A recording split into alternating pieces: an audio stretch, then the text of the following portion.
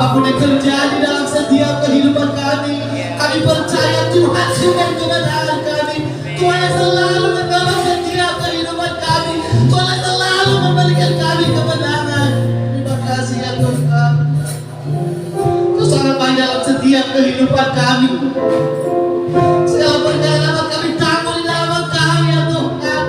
Karena Engkau terus memberikan yang terbaik dalam hidup kami. Engkau terus mengasihi kami. Engkau tidak pernah meninggalkan kami ya Tuhan.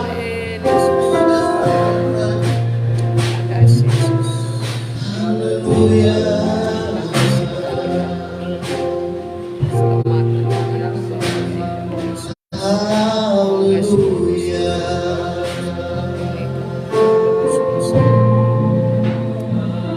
Segala perkara dapat ku takluk, amin Tuhan.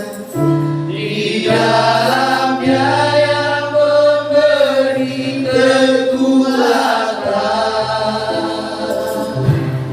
Tuhan Yesus penolong dan sabar.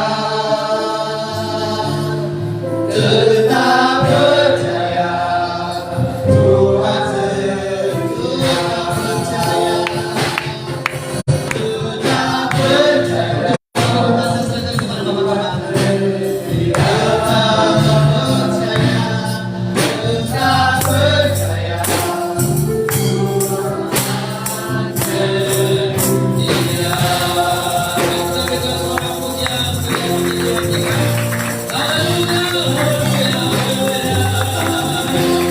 Terima kasih Allah kami yang hebat, Allah yang bangkit menebus seluruh kekuatan alam bawah dan mengalahkannya dan mempersembahkan kehidupan baru bagi setiap kami, agar kami seluruh umat-Mu yang hadir ada di tempat ini kami boleh terhindar dari kematian kekal. Karena Engkau bangkit membuktikan bahwa suatu ketika nanti Tuhan akan membangkitkan setiap orang yang mendahului kami.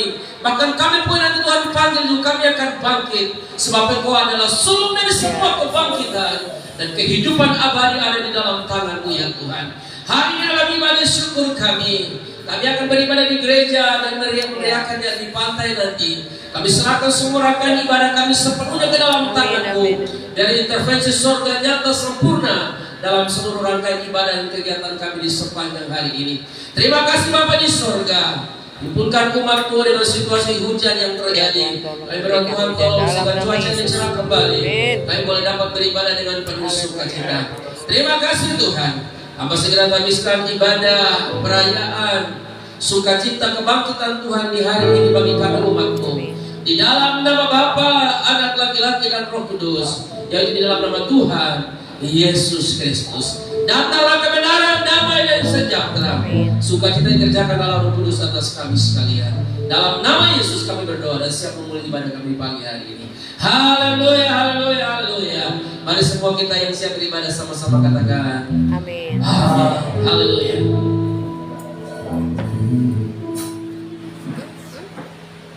Iya, saat ini kita akan bersorak bagi Tuhan. Kita menyatakan pujian kita bagi Tuhan sebab Dia hidup. Sebab Tuhan Yesus hidup dalam setiap kehidupan kita. Dia bangkit untuk memberikan terbaik dalam setiap kehidupan. Haleluya.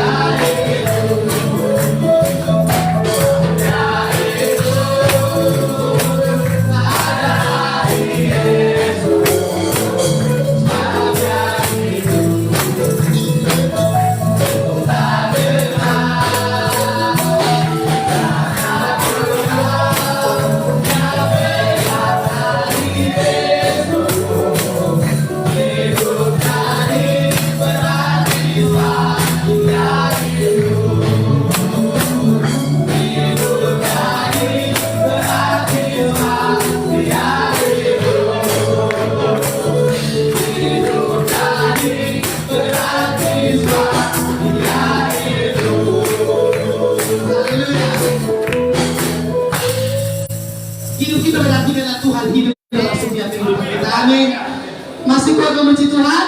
Masih semangat membenci Tuhan? Kita menyatakan kepada Tuhan, aku menang. Dan lagi adalah orang-orang yang sudah dimenangkan oleh Tuhan. Haleluya.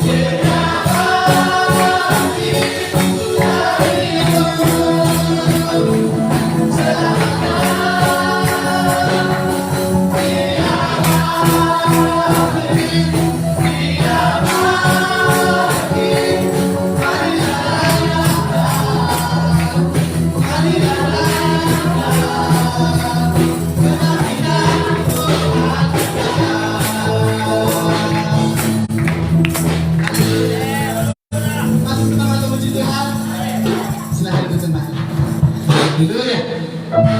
Kita merayakan kemenangan karena Tuhan sudah bangkit dan datang orang mati.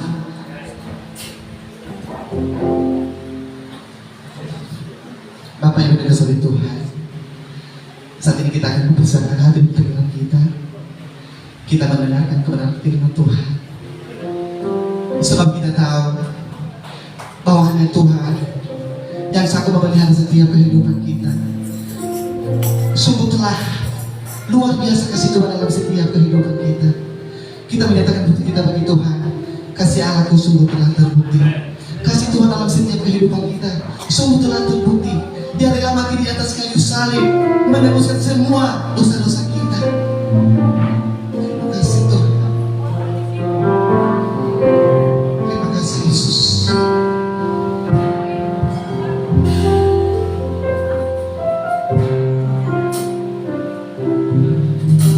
Kasih Allahku sungguh telah terbukti. Amin Tuhan, amin Yesus.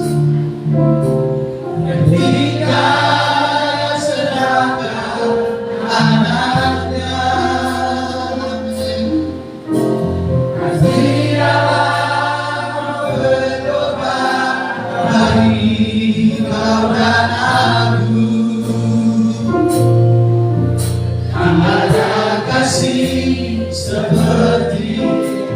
Sekali lagi kita menyatakan kasih Allah sungguh tiada bukti. Kasih Allahku sungguh terbukti ketika keserahkan anak-anaknya. Kasih Allah mau berkorban, mari kau dan aku. Tiada kasih seperti kasih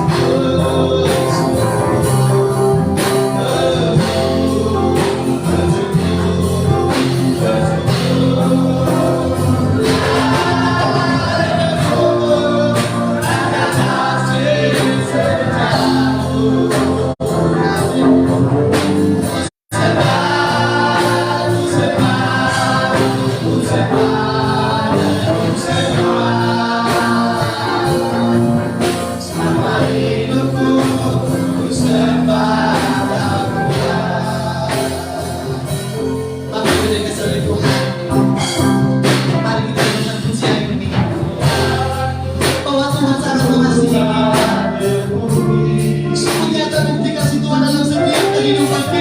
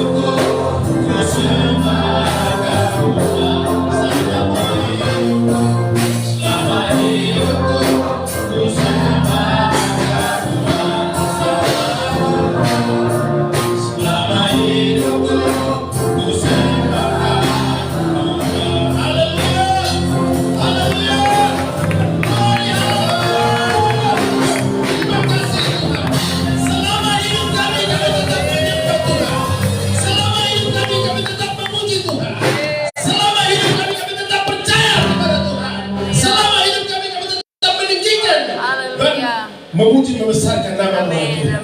Terima kasih Bapak Yesus. Puji-pujian Engkau telah hadir bagi kami Tuhan. Mari urapi dan berkati kami terus ya Tuhan Yesus. Dan tiba saatnya firman-Mu akan disampaikan. Kami percaya Tuhan.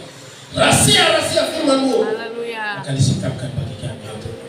Sebab itu Bapak pakai hamba-Mu Bapak Bapak, biar kuasa, otoritas dan marifat daripada Allah mengurapi dan memberkati hamba.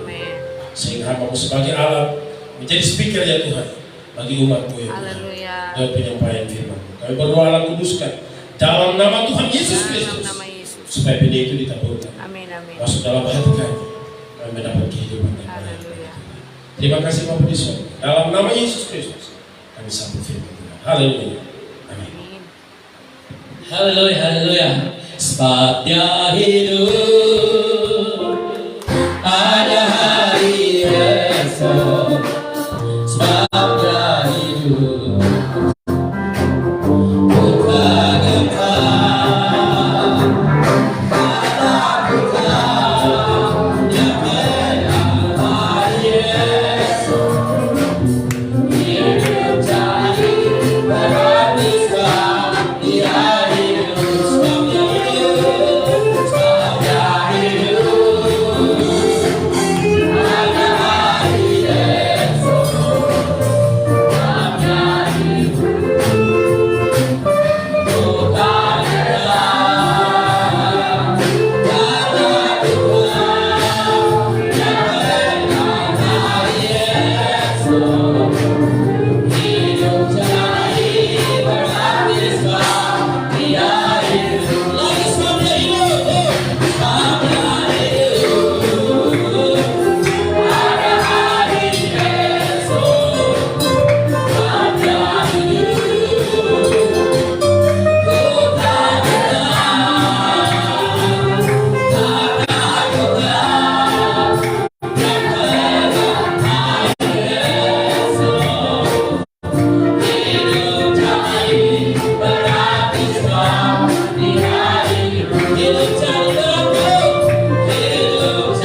hidup jadi berarti sebab Dia hidup. Lagi hidup jadi berarti, jadi berarti sebab Dia hidup.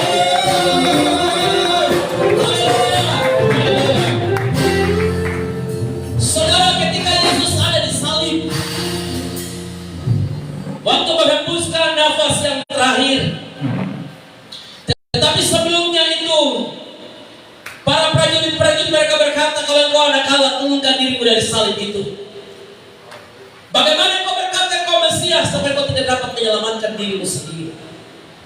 Pada saat Yesus menghembuskan nafasnya, setan tertawa.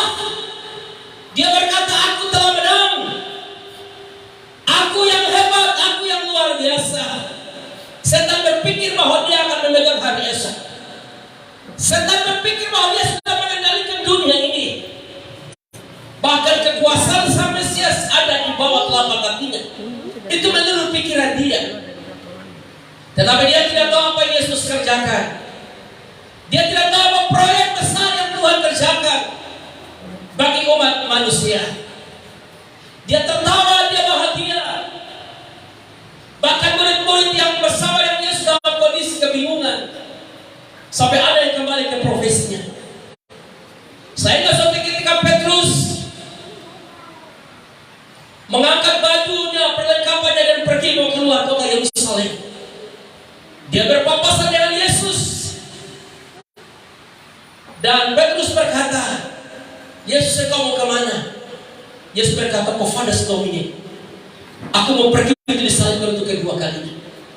Petrus dengan sedih menangis di lantai. Hari ini juga apapun yang terjadi, langkahi gunung ayatku, aku akan mati buat Yesus. Sekali berkhotbah, 3.000 jiwa bertobat, dan dia adalah seorang yang martir. Rata-rata murid Yesus mereka mati syahid karena mereka menyaksikan kebangkitan Yesus. Mereka ini sesuatu yang luar biasa. Tetapi ketika Yesus bangkit dari antara orang mati, dia berkata dalam Matius 28, dia berkata, hai maut, di manakah sengatmu? Sengat maut telah dikalahkan oleh kuasa kebangkitan. Tepuk tangan bagi Allah kita. Haleluya. Ada banyak orang-orang hebat berusaha untuk mengkabulkan situasi ini, bahwa yang disalibkan bukan Yesus, tetapi seseorang diserupakan.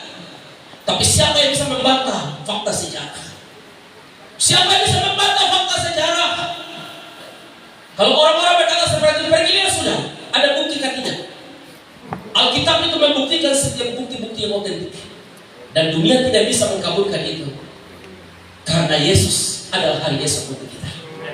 Puji Tuhan Bapak Ibu yang dikasihi oleh Tuhan Yesus Kristus. Ibadah perayaan pasca kebangkitan Yesus di tahun ini berbeda dari tahun-tahun yang sebelumnya. Kita ini membuat sebuah nuansa atau situasi suasana yang baru untuk iman kita lebih fresh lagi dengan kebersamaan kita, sehingga kita tidak melaksanakan yang namanya pawai obor, karena itu akan mengganggu kita dalam pelaksanaan kegiatan di kegiatan bersama di luar gereja, sehingga pagi hari ini kita bisa berkumpul di sini untuk merencanakan apa yang sudah kita sepakati bersama. Dan saya percaya walaupun kita tidak laksanakan pawai obor, tapi suasana kebangkitan itu akan kita rasakan bersama di hari ini dengan penuh sukacita. Bapak Ibu yang Yesus kasihi, hari ini saya bicara tentang bagaimana sikap orang percaya terhadap kebangkitan Yesus. Saya pagi keluar isi token lampu listrik ini, banyak sekali orang mabuk di jalan. Saya dan berpikir, inikah inti dari perayaan Paskah itu? Apakah ini inti dari kebangkitan Yesus itu? Bagaimana generasi Papua ke depan? Generasi Papua yang terlihat dari generasi muda yang sekarang. Karena saya, Bapak Tos, Mama Mondo, Bapak Gembala, Bapak sendiri, Bapak Stompung, Bapak Rubu, kita orang muda, kita akan nanti. Dan generasinya akan muncul dan tidak kita. Tapi kalau dari sekarang terlihat begini, nanti Papua seperti apa? Nilai kekristenan kita akan hilang. Tapi saya berpikir tanggung jawab kita sebagai orang-orang tua, kita berdoa supaya generasi muda yang akan menjadi generasi yang memberikan perubahan untuk tanah Papua. Saudara yang kasih oleh Tuhan, mari kita pegang Alkitab, kita berdiri, kita baca firman Allah di dalam Yohanes pasal 2 ayat 1 sampai ayat yang ke-8 tentang berita kebangkitan Yesus. Dalam Injil Yohanes pasalnya yang kedua ayat 1 sampai ayat yang ke-8. Kita akan baca ayat ini bersama-sama. Mari Bapak Ibu pegang Alkitabmu. Kita akan baca firman Tuhan ini. Injil Yohanes pasalnya yang ke-20. Ya. Injil Yohanes pasal yang ke-20 ayat 1 sampai ayat yang ke-8. Yohanes 20 ayat 1 sampai ayat yang ke-8. Kita akan baca bersama-sama. Sesudah saya baca perikop kebangkitan Yesus. 2, 3, ya. Pada hari pertama minggu itu, pagi-pagi benar ketika hari masih gelap, pergilah Maria Magdalena ke kubur itu, dan ia melihat bahwa batu telah diambil dari kubur. Dia berlari mendapatkan Simon dan murid yang lain yang dikasihi Yesus, dan berkata kepada mereka, Tuhan telah diambil orang dari kuburnya, dan kami tidak tahu di mana ia diletakkan. Maka berkatalah Petrus dan murid yang lain itu, kedua lagi bersama-sama. Tetapi murid yang lain itu berlari lebih cepat daripada Petrus, sehingga lebih dahulu sampai ke kubur. Ia menjenguk ke dalam dan melihat kain kapan terletak di tanah, akan tetapi ia tidak masuk ke dalam. Maka datanglah Simon Petrus juga, menyusul dia dan masuk ke dalam kubur itu. Dia melihat kain kapan terletak di tanah, sedangkan peluru yang tadinya ada di kepala Yesus tidak terletak dekat kain kapan itu, tetapi ada di samping di tempat yang lain dan sudah tergulung. Maka masuklah juga murid yang lain yang lebih dahulu sampai, dan ia melihatnya dan percaya. Amin, amin. Dipersilakan dulu.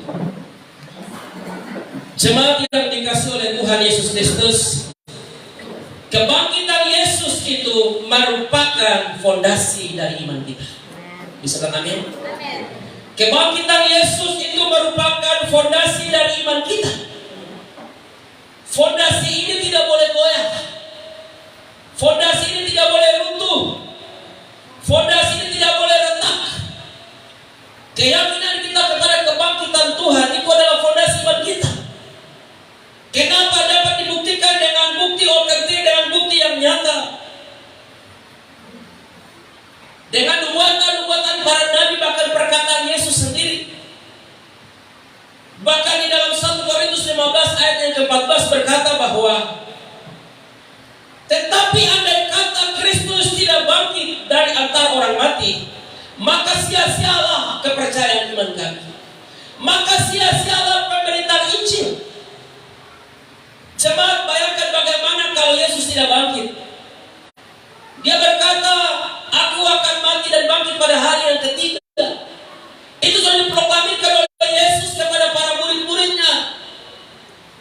Bahkan dinubuatkan oleh para nabi, kematian ini sudah dinubuatkan. Kalau Yesus tidak bangkit, bagaimana isi pemberitaan Injil dan Alkitab ini palsu?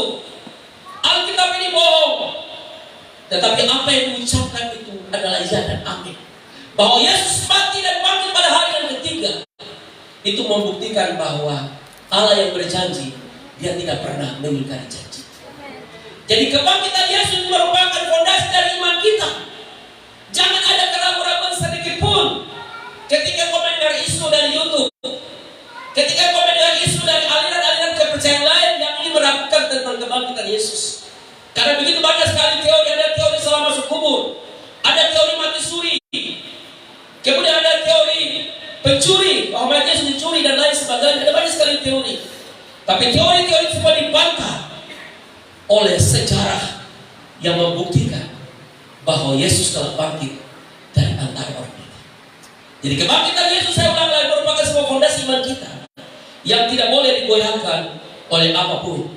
Karena kita berkata kalau Yesus tidak bangkit, maka sia-sia pemberitaan Injil. Oleh karena Yesus menggenapi apa yang Dia katakan. Jadi sekali percaya Yesus, kita akan tetap percaya Yesus sampai kapan pun. Walaupun kita berhadapan dengan maut, tetapi dalam kondisi apapun, Yesus tetap Yesus dalam hidup kita. Sekali mengiring Tuhan, tetap kita mengiring Tuhan. Banyak pemimpin-pemimpin agama hebat yang bicara hal-hal yang luar biasa, mendapat wahyu dari Tuhan, bahkan bisa melihat Tuhan dalam pengalaman-pengalaman pribadi. Tetapi orang-orang hebat, mereka mati dan mereka tidak bangkit. Karena mereka bukan Tuhan. Mereka harus menunggu kebangkitan Yesus. Baru nanti kebangkitan itu akan membawa mereka pada kebangkitan ketika Kristus datang ke dalam dunia. Mereka tidak bangkit karena mereka bukan Tuhan, mereka manusia. Tetapi Yesus yang kita sama Dia mati dan bangkit membuktikan bahwa Dia adalah Tuhan. Bisa bilang amin? Yesus mati dan bangkit membuktikan bahwa Dia adalah Tuhan. Yesus mati dan bangkit membuktikan bahwa Dia berkuasa atas hidup dan mati. Makanya dalam 1 Tesalonika pasal 4, dia sahabat bahwa orang mati, saya bilang begini. Saudara yang hari ini berduka, keluarga yang dipanggil oleh Tuhan ke surga, kau tidak perlu berkecil hati, kau boleh silakan berduka. Kita berduka itu hal yang wajar karena kita mengasihi orang-orang yang kita kasih, orang-orang yang kita sayang. Tapi janganlah kita berduka seperti orang-orang yang tidak punya pengharapan. Sebab siapa yang percaya kepada kebangkitan Yesus, suatu ketika dia akan menyaksikan orang-orang yang mati, saudara-saudara terkasih mereka akan dibangkitkan oleh Tuhan. Kenapa? Ada kuasa di dalam kebangkitan Yesus. Pokoknya Yesus yang sanggup membangkitkan orang mati. Kenapa? Karena Dia sendiri bangkit dari antara orang mati. Bisa amin? Karena Dia sendiri bangkit dari antara orang mati. Kebangkitan Yesus membuktikan bahwa Dia adalah Tuhan, membuktikan bahwa Dia berkuasa atas hidup dan mati. Bagaimana sikap kita orang percaya? Bagaimana sikap orang Kristen di Papua? Bagaimana sikap kita dari seluruh denominasi gereja? Bagaimana sikap dari anak-anak Papua yang jauh-jauh? Saya mau katakan kepada kalian, saya mau bertanya, bagaimana kalian menyikapi Paskah ini? Bagaimana kalian menyikapi kebangkitan Yesus dengan cara apa? Saya satu malam tidak tidur baik-baik, saya capek juga. Tapi saya berpikir bahwa apa yang saya buat tidak belum seberapa dengan apa Yesus lakukan. Oleh karena itu, kami gembala komisi bisa masuk ke sebuah jemaat. Tapi kita latih jemaat untuk bagaimana berkorban, untuk ikut merasakan bagaimana pengorbanan Tuhan bagi kita. Bisa bang amin? Ada yang mau telur 2 buah lagi? Ya 2 buah ya. 2 butir. Ya, masih konsentrasi, puji Tuhan masih pagi ya. Ada yang mau sayur 1 ikan? Ada yang tembak ikan mujair? Bahkan Bapak Tos dan seluruh pasukan seperangkat jemaat Tuhan bersama molo di sepanjang jalan Ridho. Itu saya punya kepala ada benjol ini. Saya ada di kepiting ini. Ada benjol ini. Padahal saya orang Banten ada di kepiting, rupanya itu kepitingnya dia ada di kita di walaupun kepiting ya.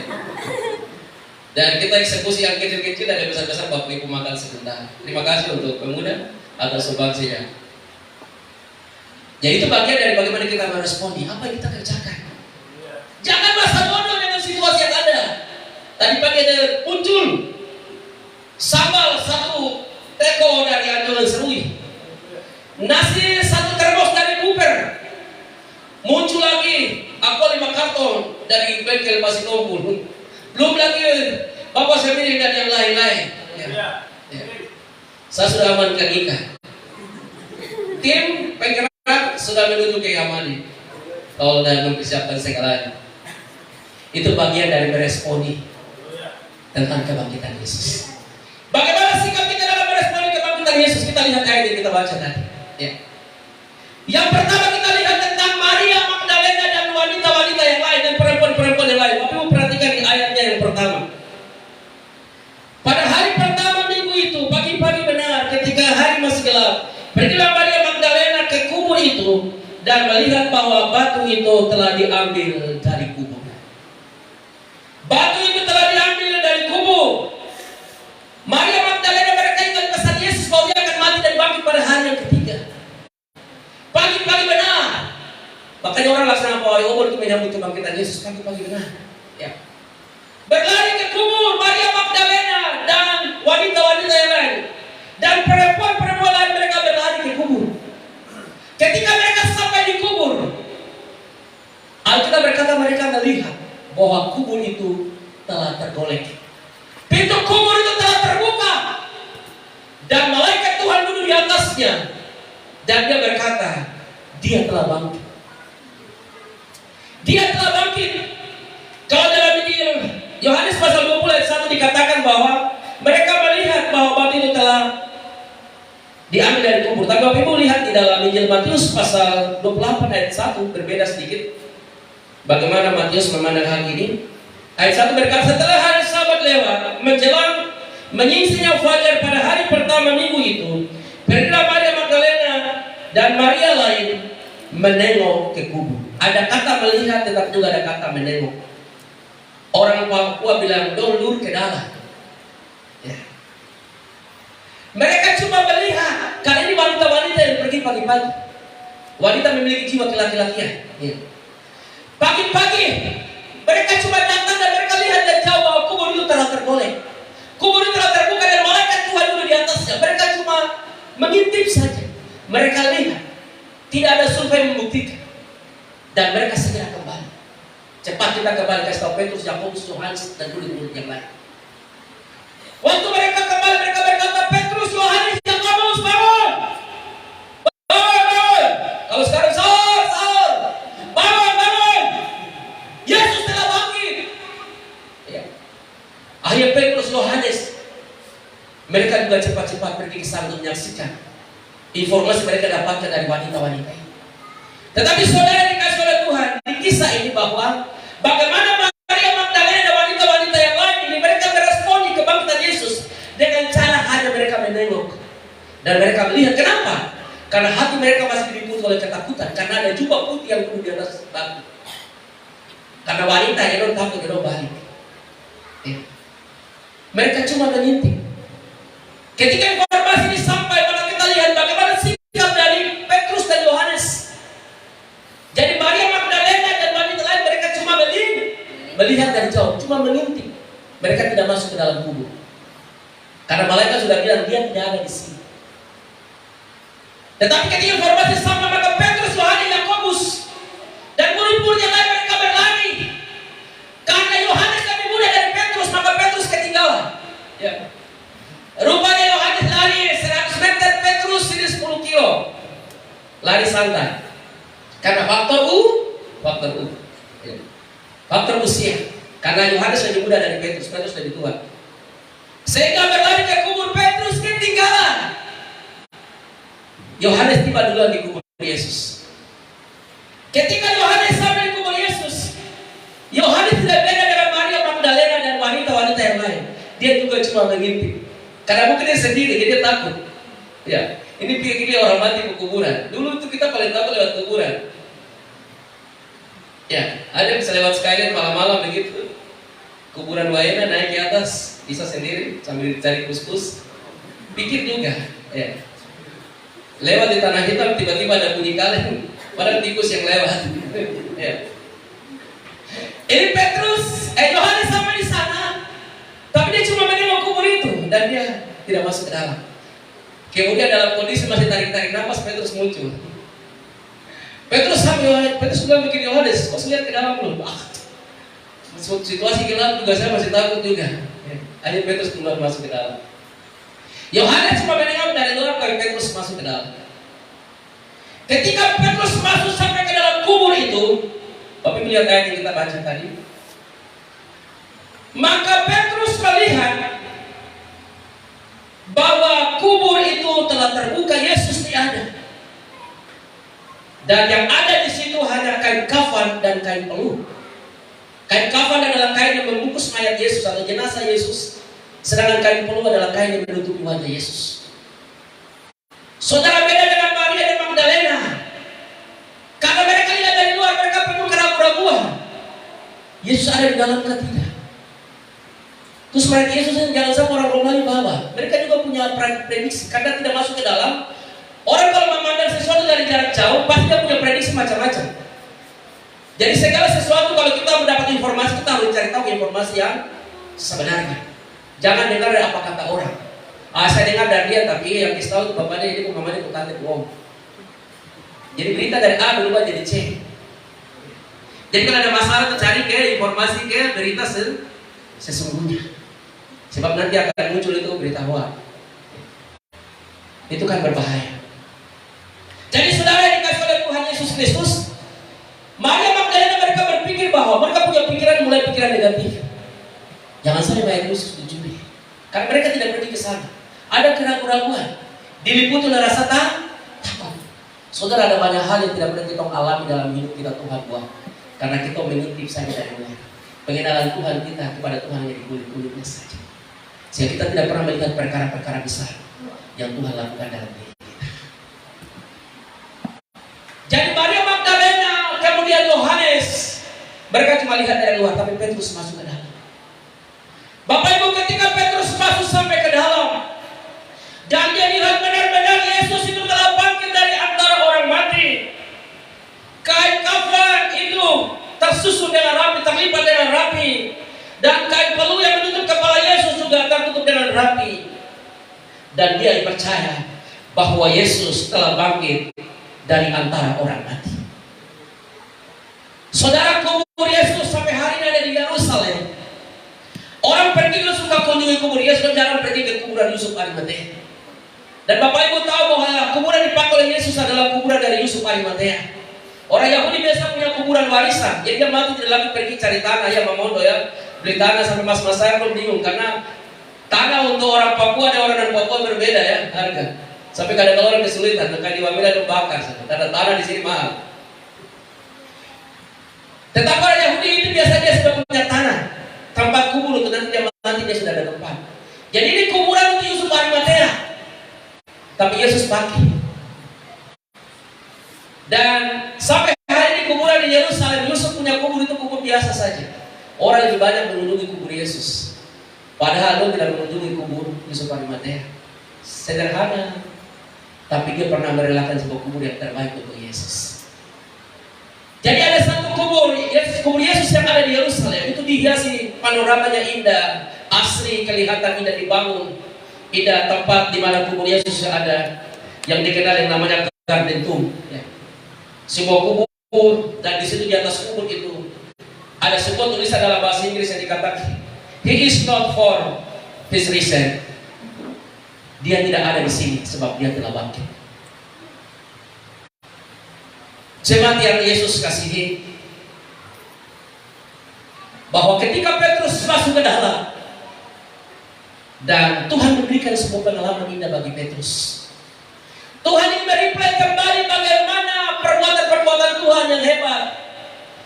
Tuhan membuka kembali bagaimana Petrus, Yakobus, Yohanes jatuh cinta sama Yesus ketika Tuhan panggil mereka di dalam dari sana sebagai penjala ikan dari menjadi penjala manusia. Saudara tahu ada istiadat aturan Yahudi itu bukan cuma tata cara ibadah, bukan cuma tata cara pendidikan kepada anak dan seterusnya, tetapi makan juga ada etikanya. Kalau kita di sini makan sambil main HP, makan sambil bicara, makanan tampil-tampil di mulut. Ya. Makan sambil mulut bunyi. Tapi Yahudi aturan makan ada, ya etika makan. Dulu kami pernah dengan Bu Gembala buka persekutuan di Andungan Sorong, kita ajar anak bagaimana etika makan. Makan tidak boleh makanan jatuh-jatuh di bawah. Kita ajar. Karena ini apa ajaran dari Yahudi yang sangat bagus. Jadi pada saat mereka makan, dia seorang Yahudi punya yang namanya budak. Budak itu dia bertugas akan dia mengawasi majikan yang makan, tuan makan. Jangan sampai ada sesuatu yang kurang di meja makan. Rata-rata orang Yahudi itu kan punya jenggot. Ya. Jadi setiap kali makan itu ada lap tangan. Ada sapu tangan yang ada di atas meja. Itu ketika makan, maka seorang tuan itu akan menggunakan untuk lap tangan, mulut, dan juga membersihkan jenggot. Ya. Untuk membersihkan jenggot. Dan apabila dia lap tangan membersihkan jenggot dan dia taruh lap sembarangan, itu tandanya dia sudah makan selesai. Saya punya opa dulu tentara Belanda. Kita makan suka ada aturan. Kalau makan sendok terbuka, dia akan tambah nasi terus. Kau makan sampai kau mau, dia tambah terus. Karena apa? Sendok terbuka dia masih minta makan. Tapi kalau makan langsung balik sendok begini berarti sudah selesai makan. Itu tanda. Jadi kalau makan taruh sendok terbuka, kita biasakan begitu. Kadang kita makan sudah taruh, itu tandanya kita masih minta makan. Ditambah terus. Tapi kalau kita tutup sendok berarti kita sudah selesai makan. Jadi kalau dia makan kemudian kainnya ditaruh sembarangan, itu tandanya bahwa dia sudah selesai makan. Maka budak akan mengambil dan merapikan kain itu. Tetapi kalau dia makan kemudian dia lap jenggot tangannya dan dia rapikan kain itu, dia pergi, itu mungkin dia ke kamar mandi atau dia akan kembali ke makan. Dan saudara tahu pengalaman ini Petrus dia. Ketika Petrus masuk ke dalam, maka kain kafan dan kain pelu yang tadi itu terlipat dengan teratur. Biasanya kalau orang mati itu kan dililit kayak pocong. Ya, kita ingat kisah Lazarus. Waktu dimakan oleh Yesus, juga berkata dia seperti pocong masih terlilit dan dia lompat keluar. Tapi waktu Yesus bangkit dari antara orang mati, waktu Petrus tidak nengok dari luar, tapi dia masuk ke dalam kubur dan dia melihat kain peluh itu terlipat dengan rapi, tinggal kemudian juga dengan kain kafan. Petrus lihat pengalaman ini dan dia dibangkitkan kembali semangatnya bahwa Tuhan mengerjakan segala sesuatu. Tidak pernah Tuhan menunda pekerjaan. Tuhan tidak pernah kerja sembarangan. Tuhan selalu bekerja itu beres. Anak muda bangun pagi harus bersihkan kasur baik. Lipatkan pagi itu namanya orang rajin, orang yang tahu kerja. Yesus melatih murid-murid dari pengalaman yang kecil ini bahwa hidup ini jadi orang harus rajin, harus semangat, harus tertib, harus bersih. Dan kain peluh itu menunjukkan bahwa Yesus bangkit, dia segera akan datang kembali. Bisa mengambil tepuk tangan bagi Allah kita bahwa Yesus bangkit, kain peluh dan kain kafan terlipat rapi. Itu menunjukkan bahwa dia bangkit, dia akan datang kepada murid-muridnya. Dia tidak akan membiarkan mereka yatim piatu. Yesus bangkit naik ke surga. Kain peluh menunjukkan bahwa dia pergi, pekerjaan yang belum selesai. Dia akan kembali untuk menjemput sehari-hari. Dari pengalaman ini Petrus begitu membakar semangatnya. Dia tidak takut lagi, yang dulu penakut. Sekarang Petrus jadi pemberani. Dia tidak takut pada mati syahid. Dia tidak takut pada aniaya. Rata-rata 12 murid semua mati syahid. Ada diseret dengan kuda di sepanjang jalan. Ada dipukul dengan tongkat. Ada dibuat dari bangunan tinggi. Bahkan Paulus dipacu lehernya. Stefanus dilempar dengan batu. Bahkan ada dibakar hidup-hidup. Karena mereka memiliki pengenalan bersama dengan Tuhan. Pengalaman ini Petrus bagikan. Bapak Ibu, mari kita mengenal kuasa kebangkitan bukan cuma dari menengok, bukan cuma karena dari adat istiadat, bukan karena rutinitas dari gereja ada pawai obor, ada telur Paskah, ada kemah Paskah, ada cara firman Alkitab. Bukan itu saja yang menjadi patokan untuk kita, tetapi dari kebangkitan Yesus ini ada pengalaman pribadi, ada hal-hal indah yang kita rasakan lewat kuasa kebangkitan. Bisa gak amin Bapak Ibu? Jadi mari kita lihat bagaimana sikap dari Maria Magdalena, bagaimana sikap dari Yohanes, tapi kita teladani Petrus. Dari kuasa kebangkitan ini Bapak Ibu, di Paskah saudara rasakan sesuatu yang baru dalam hidupmu. Ada hal-hal yang Tuhan kerjakan dalam hidupmu. Mari rayakan Paskah dengan penuh sukacita, dengan penuh bahagia walaupun di luar sana hujan. Tapi hari ini kita akan merasakan dengan sukacita, merayakan dengan sukacita. Ada kegembiraan, ada bahagia. Pagi saya lewat TDP hujan-hujan tak bawa pawai obor. Itu bukan sekedar semangat biasa, tetapi merasa merasakan bagaimana Tuhan campur tangan. Tuhan mengingat Petrus kembali. Saudara, kalau kita ngintip dari luar saja, kita tidak akan punya pengalaman apa-apa.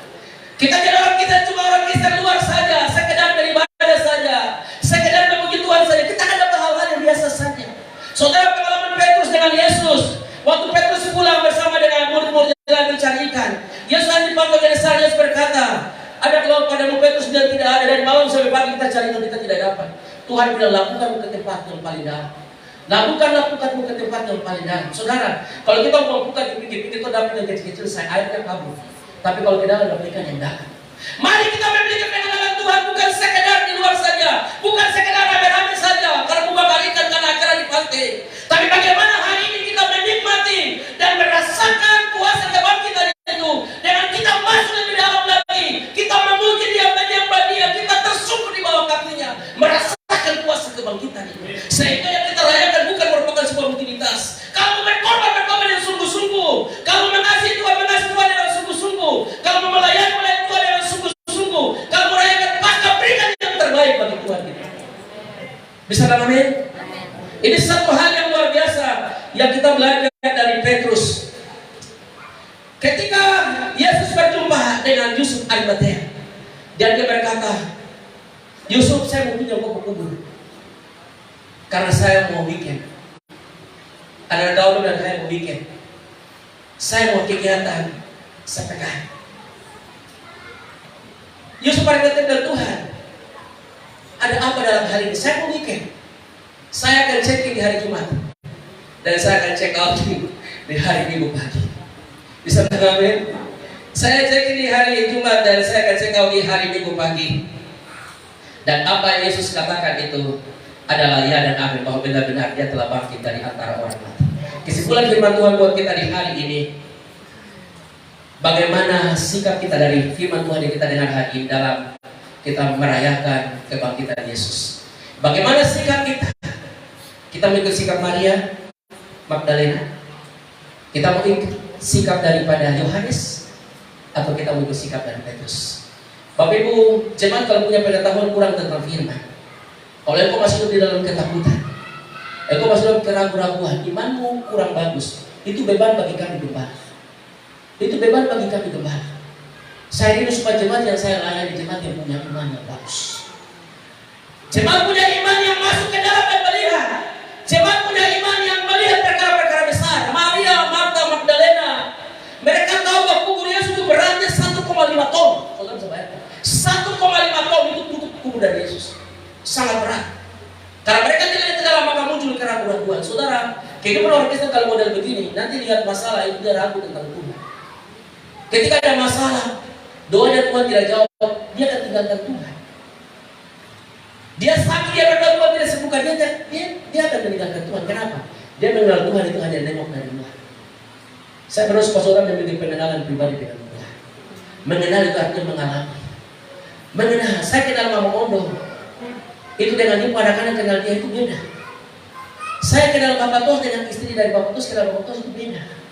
Karena saya cuma kenal, tapi istri Bapak Tos itu mengenal secara pribadi, mengalami. Semua orang tahu Presiden Joko Widodo, tapi siapa yang pernah duduk makan dengan dia yang tahu apa yang menjadi kisah hidupnya? Kalau orang duduk makan dia tahu kisah hidupnya, itu baru namanya mengenal secara pribadi. Saudara, kalau kita mengenal Tuhan secara pribadi, walaupun kita hidup di dalam kesulitan, walaupun kita banyak masalah dan persoalan, banyak penderitaan yang menimpa hidup kita, tapi tidak ada satu kata sedikit pun yang membuat kita meninggalkan Tuhan. Bisa katakan? Oleh karena itu momen Paskah ini, mari cepat memiliki sikap seperti Petrus, mengenal Tuhan itu secara pribadi, mengenal Tuhan itu lebih dalam lagi, lebih dalam lagi. Ku cinta Kau Yesus lebih dari segala yang ada, lebih dalam lagi. Ku cinta Kau Yesus, ku mengasihimu. Di momen Paskah mari kita mengenal Tuhan kita dengan lebih lagi. Masuk ke dalam, menyembah Dia, berdoa, bersekutu dengan Dia. Kalau doa belum jawab Tuhan, mari bawa diri berpuasa. Sampai kau berdoa kau sungguh-sungguh dengan Tuhan, Tuhan akan memberikan nutrisi dalam hidupmu. Tuhan akan memberikan inspirasi baru bagi hidupmu. Sehingga ada hal-hal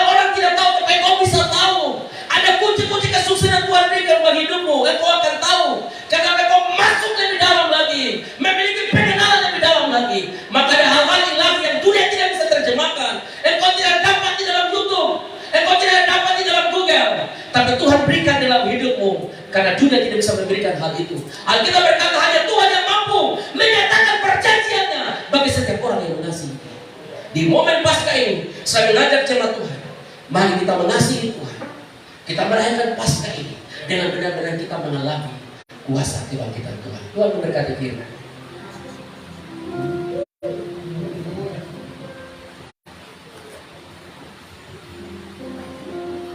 Ku ingin selalu bersekutu denganmu, menikmati hadiratmu, biarkan rohmu tinggal dalam hidupku.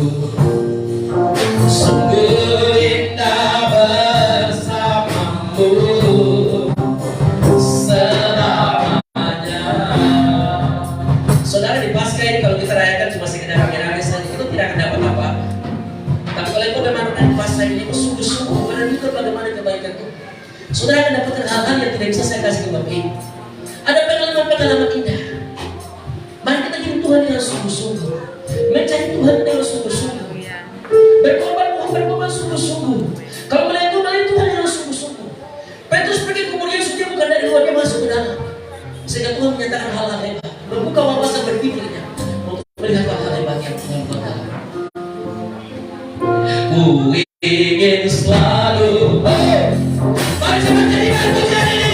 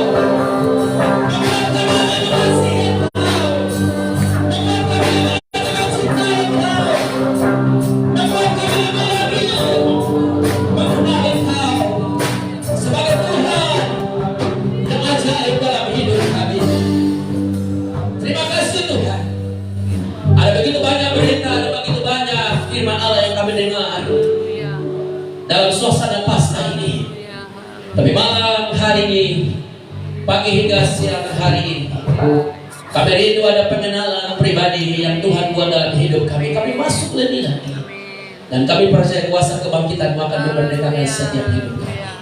Terpujilah nama buat firman memasrakkan dalam hidup kami. Lalu suka kita semangat baru dalam hidup kami untuk lebih lagi mencintai Engkau. Terpujilah namamu dalam nama Yesus, bersyukur buat firman-Mu. Haleluya. Mari kita sama-sama katakan amin. Tepuk tangan dulu bagi Allah kita. Haleluya. Tuhan memberkati firman-Nya. Saya serahkan kepada hamba-Nya untuk memandu kita dalam beberapa pujian untuk kita memberikan korban persembahan kita untuk Tuhan. Haleluya.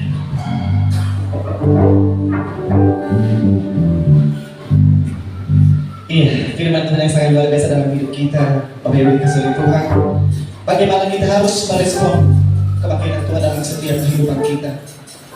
Kita harus berlari-lari untuk mendapatkan mahkota kehidupan. Kita harus semangat dan kita harus berani meninggalkan hal-hal yang tidak baik.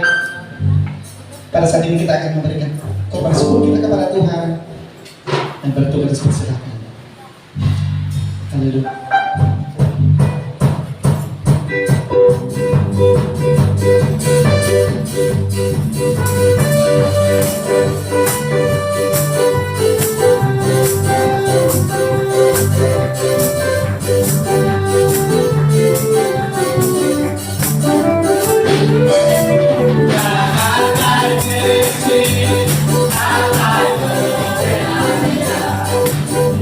Glory,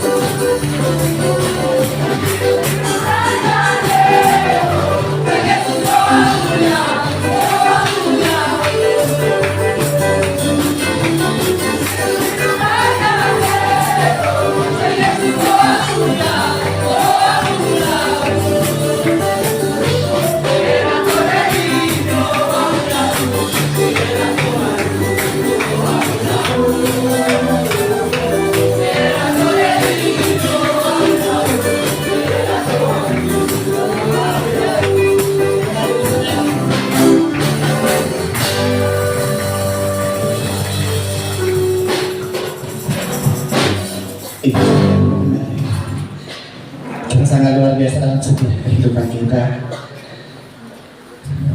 Sekarang kita akan mendengarkan pengumuman sepekan dari Ibu Sekretaris, mungkin diwakili Ibu Kemar.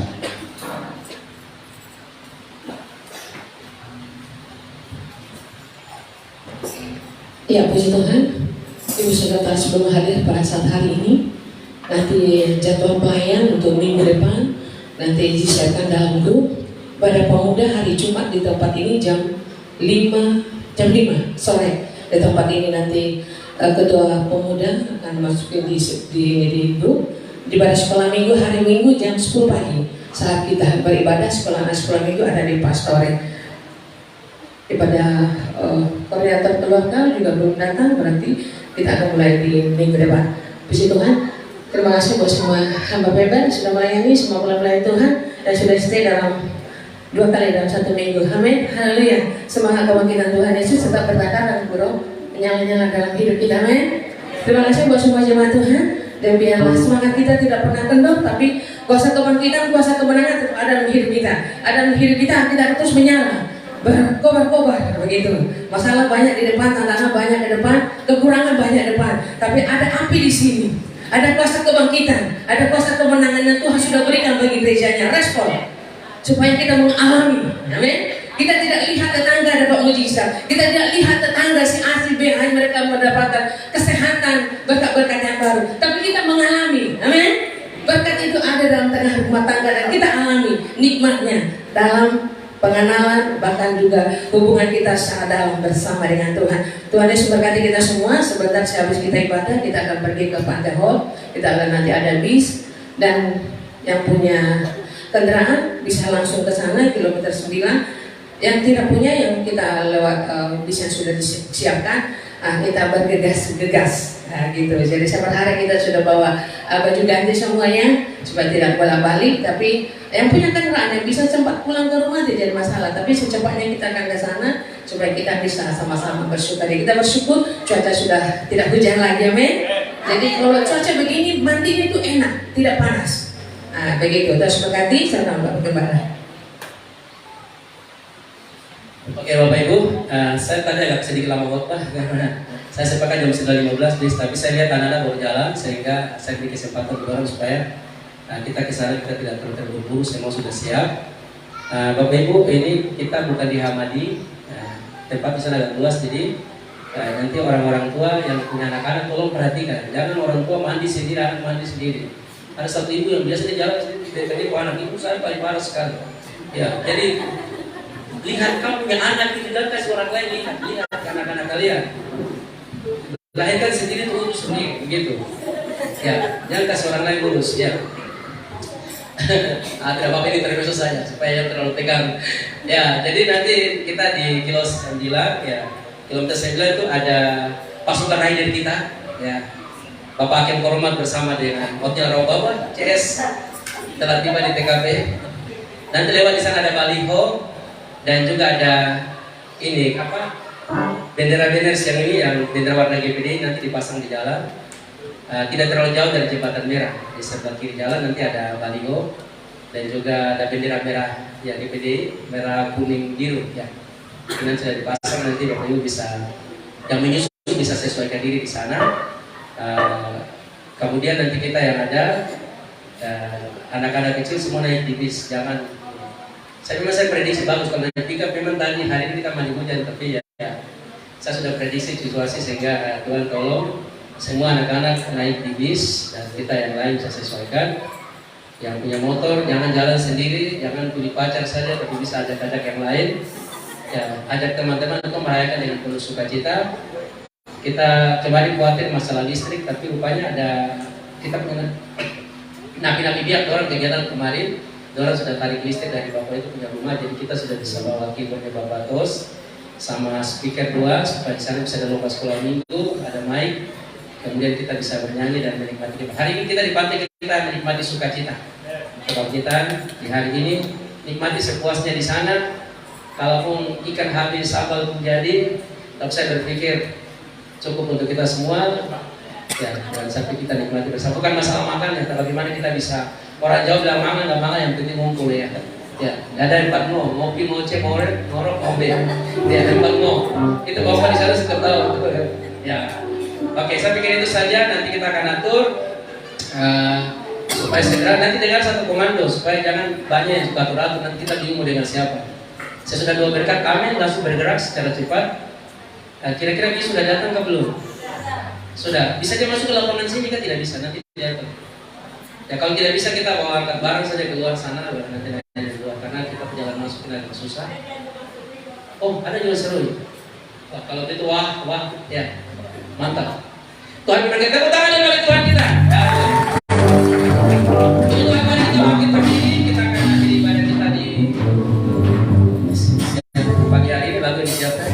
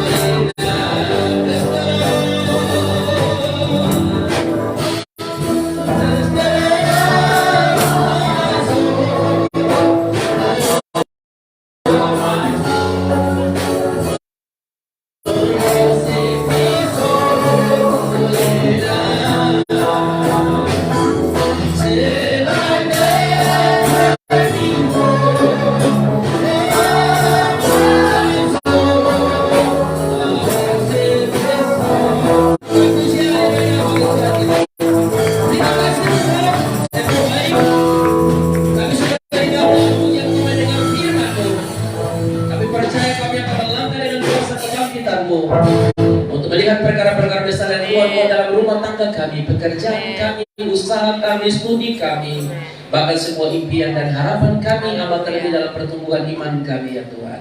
Kami serahkan selanjutnya kegiatan kami dalam merayakan kebangkitan-Mu di pantai di kilometer 9. Tuhan sertai kami seluruh jemaat, mulai anak-anak kecil, orang tua, semua kami dalam perlindungan Tuhan. Halau segala kecelakaan para bahaya, maut sekali Tuhan halaukan. Berikan situasi yang aman dan tenang bagi kami sehingga hari ini kami pergi dengan bahagia, menikmati kebahagiaan dari Tuhan dan kami akan pulang juga tiba dengan segala rumah kami juga dengan kebahagiaan yang dari Tuhan. Berkati untuk menyiapkan segala sesuatu, bahkan kami seluruh jemaat yang naik bis, yang naik motor, kendaraan semua Tuhan berkati kami agar kami tiba dengan segala selamat. Berkati persembahan umat-Mu di hari ini, dari kebalasan berkati dan berkat-Mu yang melimpah semua di makanan, bahkan keuangan mungkin sumbang-sumbangsi yang lain untuk Tuhan Yesus Kristus. Persekutuan, penghantaran, penghiburan dari Allah Roh Kudus akan tinggal di kita sekalian, mulai saat pagi, hari, siang, besok dan seterusnya, sampai hari Maranatha Tuhan Yesus datang kembali menjumpai kita, membawa kita menikmati surga yang abadi kekal untuk selama-lamanya. Dalam nama ini Tuhan memberkati. Selamat merayakan kebangkitan Yesus dengan penuh sukacita.